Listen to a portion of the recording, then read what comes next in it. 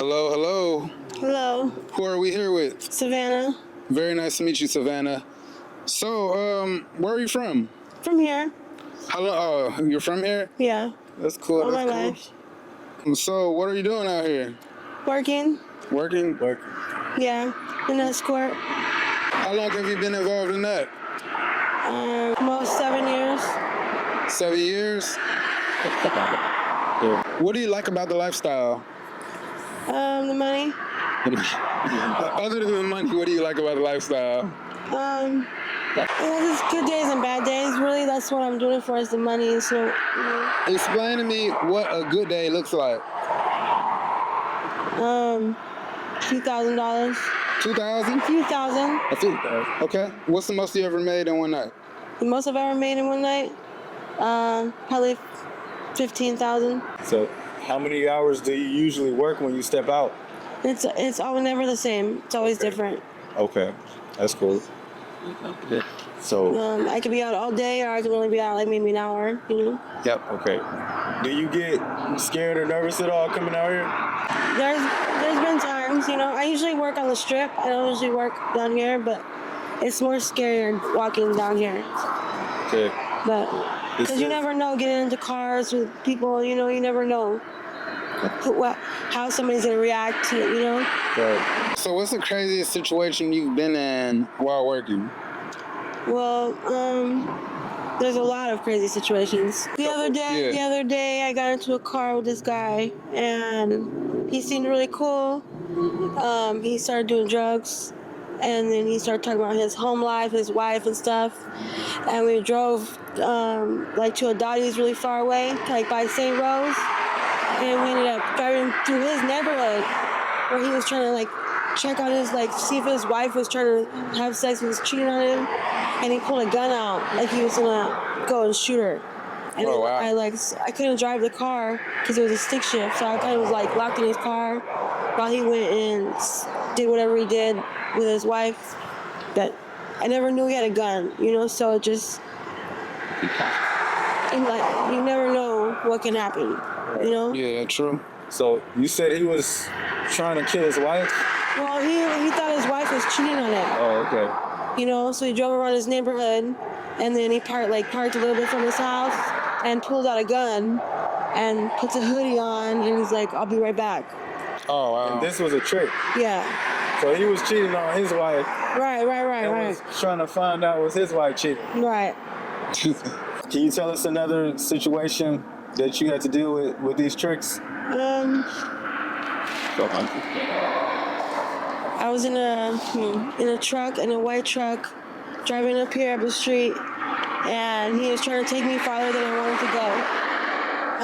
So I wanted him to stop, but he wouldn't stop, so I opened the car door, and I kind of had my foot hanging out of the door, and he sped up, and my foot hit the ground and kind of dragged me out of the truck. So I was dragging, holding onto the door, and I had to let go, and he ran over my hand and took off.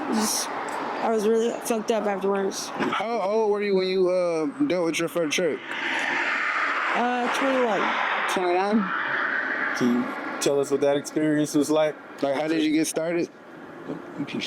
Well, I grew up in this kind of lifestyle. My sisters did it. I grew up around pimps and hoes, and it was never supposed to be what I did, but I ended up losing everything when I was 21, my house, my car, my job. How did that happen? And it seemed like my last resort. How did you lose everything? Drugs. Which ones? Heroin. Heroin. Do you remember your first time using heroin? My first time using heroin? Yeah. Yeah, with my sister. Oh, yeah? Yeah. Is this your bigger sister or? Sister. Can you repeat that? My older sister. Okay. All right, so do you still use? No, I'm not on heroin anymore. I haven't been on heroin in about 2 years. Great. Congratulations on that. That's very good. Some people don't make it out of using that, No, it's still hard. It's still a struggle. Thank you. Big congratulations to you. Thank you. Definitely. So, do you have any advice for younger ladies that might see this and they want to get into the lifestyle don't do. Get out of the lifestyle. You know, be careful if you do end up doing it, but just be smart and be, you know, don't let people sell you a dream. Can you explain what you mean by that, please? Like pimps or whatever, they tell you all this good stuff, you know what I mean? Everything that you want to hear, you know, to get you trapped, and it's never what they say. Correct. Like, what type of things do you hear? Just how good it's gonna be, how much money you can make, you know, how good they're gonna take care of you and things like that. So are you currently dealing with a pimp? No. All right. So when you are dealing with a pimp, can you explain ways they can help you? I guess. Ways they can help you? Yeah. If it's not any ways, you can just say. I don't really see how they can help you unless you're bad at managing money, and they, you know. But the pimps out here are real. You know what I mean? They fuck all the money off, and they don't take care of you. You know. Right. It's better to be on your own, to me. Especially in today's time, it seems like it's gonna be much more Be easy. careful when they come around trying to talk to you. It's easy to get trapped under their, you know, influence. Yeah. So when was the last time you dealt with a pimp? About 4 or 5 months. 4 or 5 months ago? Yeah.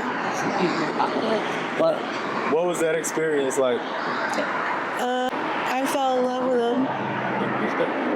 You fell in love with him? Okay. Now, do you think falling in love was a good thing or a bad thing? Bad.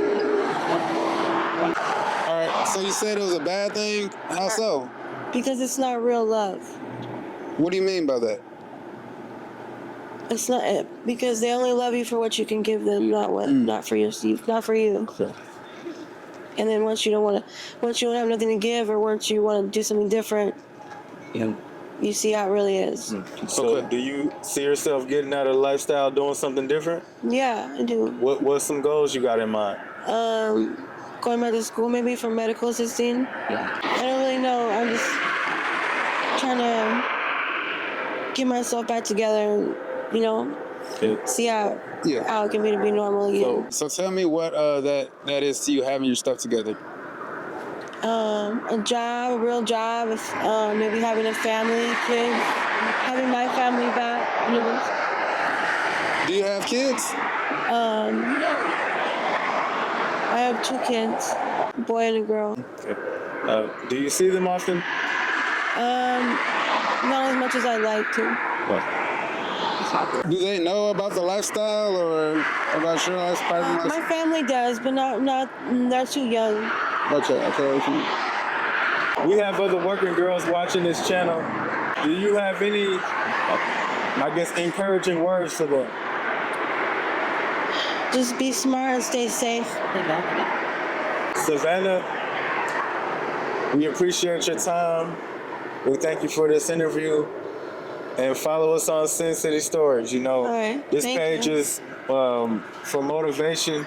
It's a judgment-free zone here. Everybody's got a story. Yeah, our motto is embrace your journey. Even going through this right now, like this doesn't have to be your final result right here. And it's not your final result. It's not. Yeah, absolutely. All right, we appreciate your time, Savannah. All right. Have a good night. Thank you.